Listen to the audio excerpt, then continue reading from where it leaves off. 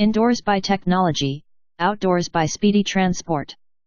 I travel the world. Today in Japan, tomorrow in Rome. Next day by an ancient civilization or in Hawaii or Coast Ivory.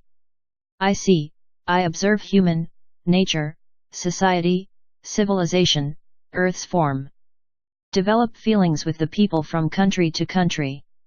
Know their features, culture. I am not self, they, you, and me together, friend and brother. I have nothing alone. We share what we have and to what we belong. Climate and weather are not fit for long ways. Full of calamities, pollution spread bitter, musty smell. Neither technologies nor transports work well. Idle times were idly passing along its ancient broadways. Some long tiring and gloomy days later. A Mediterranean girl, whom I love, has sent me a long letter. In a grey-black envelope asking me to tell something. As if, shortly I make out a time. I was neither indifferent nor interested. But the tension was tearing me for my friend. Mesopotamia, the most ancient civilization, is known not only to you and me but to everyone.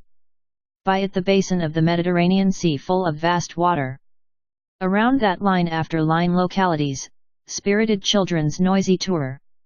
Know them, too, the people of the world. For them the kind obviously have empty space deep in mind. To her writings, things changed a lot suddenly and horribly. Since we had met first near the green locality gaily.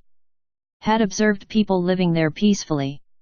Happiness, pleasure, contentment surrounded them heavenly. Their every dream bloomed as flower. Spread fragrance everywhere. She will tell me the reasons of so long gap. And what really were happening in fact. That there were invasions and forcible wars so violent. Where exercising evil powers man shot man like pig. Exploded heavy, dreadful atom, nuclear and various bombs. Used fatal chemical and poisonous weapons.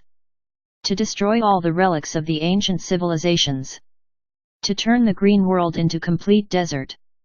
To abuse and pollute the other spheres.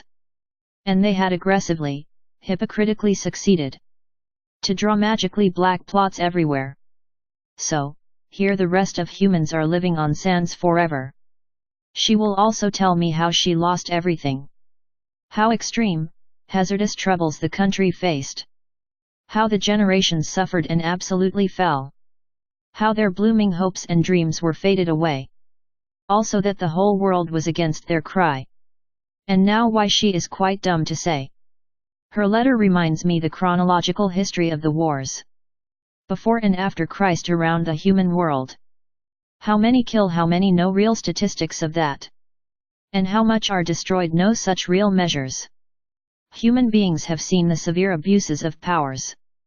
The savageries of wars and massacres.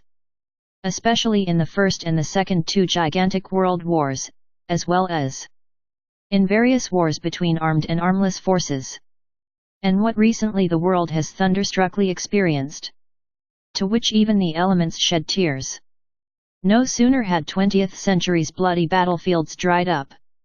Than the wars in force, aggression, genocide, Holocaust. In 21st century's early morning tormenting people began to walk. And broke worlds all the past records in atrocities. Thus, the destructions always faces the human world. Are chaos, wars, violence, massacres, miseries, and loss. All these curses cause them inborn pain. For some narrow-minded, dull-headed, and brutal-natured leaders. A time I will make out and a place choose soon. For our meeting and conversation. However and from wherever does blow the melancholic air. My sail will bound for the red-grey bough and red ash-silver stream. Where all the oppressed souls crawl and scream. I will also invite all human beings there. To share over which we are lamenting and shedding tears. And to take part in century's smallest slogan. End quote. Fill the earth with peace, no chaos, no weapons, no wars, no pangs. End quote. Copyright Muzahidul Reza for October, 2016.